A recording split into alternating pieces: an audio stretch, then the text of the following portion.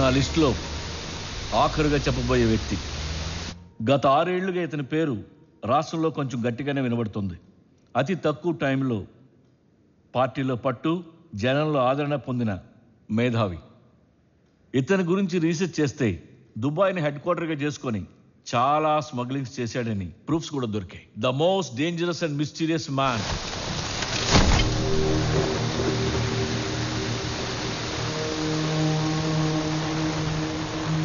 బ్రహ్మ.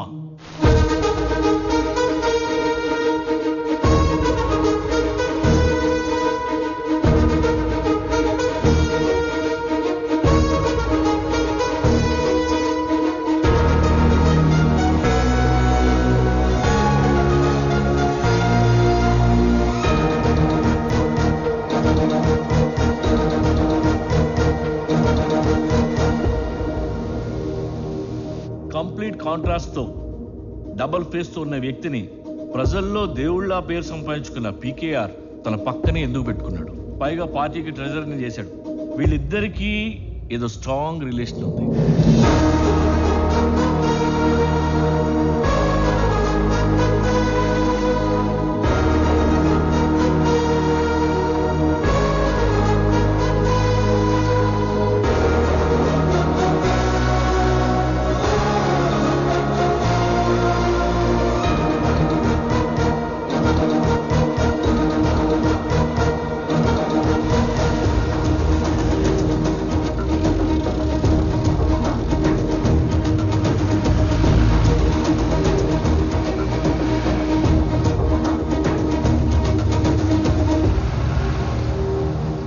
వర్మగారు, మీకోసం peak కోసుకోమంటే కోసేసుకుంటాను sir.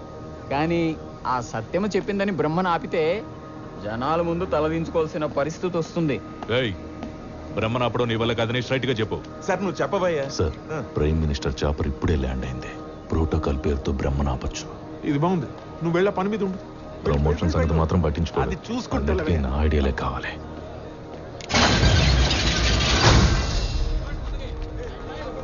శవాన్ని చూడటానికి ఎగేసుకుంటూ వచ్చారు ఈ యాదవలో.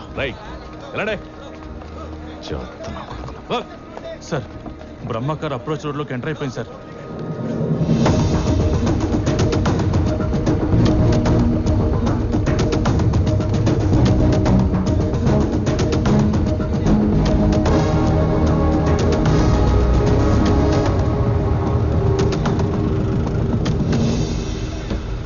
సారీ సార్, పిఎం కాన్వాయ్ వస్తుంది.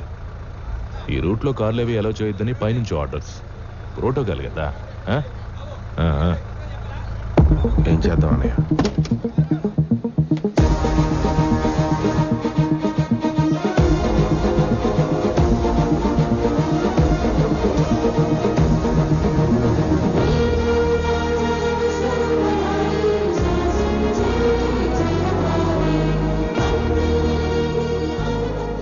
ప్రోటోకాల్ కారుకే గాని నా కాళ్ళకు కాదుగా.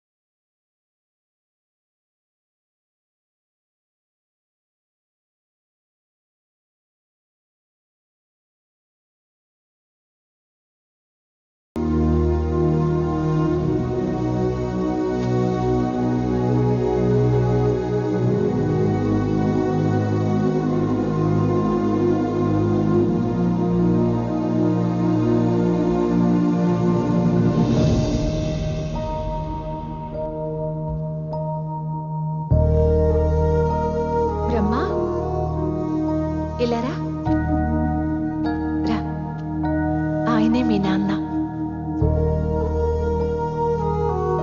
ఇలా రా నాన్న.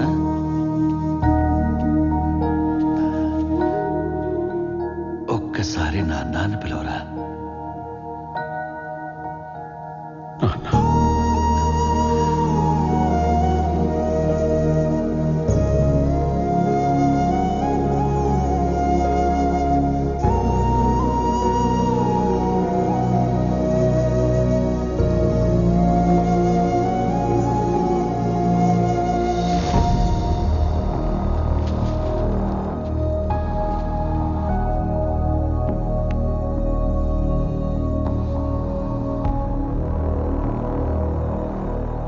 పార్టీ మెంబర్స్ అందరూ నెక్స్ట్ సీఎం నేనే అనుకుంటున్నారు. మహానుభావుడు ఆశీస్సులు, వీళ్ళ శ్రద్ధ, దేవుడు దయ మనదే ఉంది.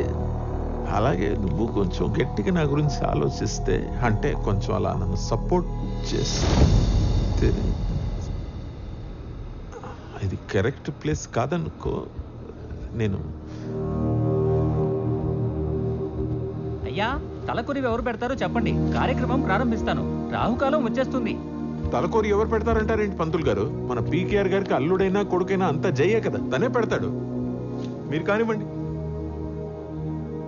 లేదు వర్మగారు, మామయ్యకు కొడుకైనా కూతురైనా సత్యనే,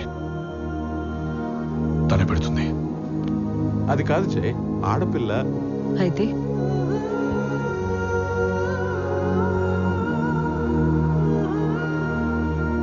నేనే పెడతాను.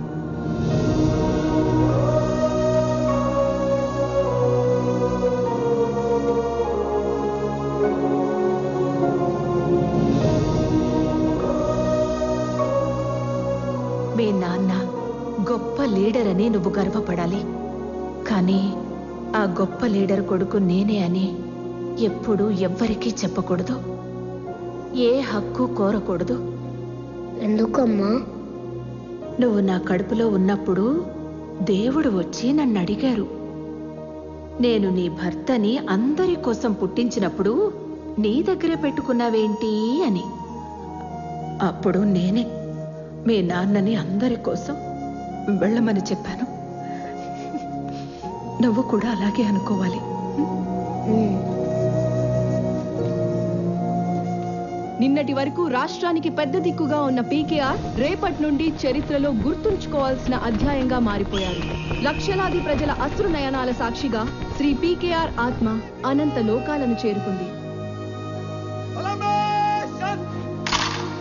నానా, నానా.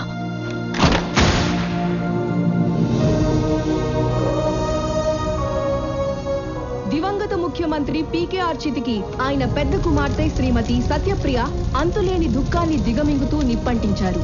అంత్యక్రియలకు దేశంలోని అన్ని రాజకీయ పార్టీల ముఖ్యులు హాజరైన పీకేఆర్ ఆత్మబంధువని పార్టీలో అందరూ అనుకునే బ్రహ్మ రాకపోవడం ఆశ్చర్యంగా ఉందని ప్రజలు అనుకుంటున్నారు.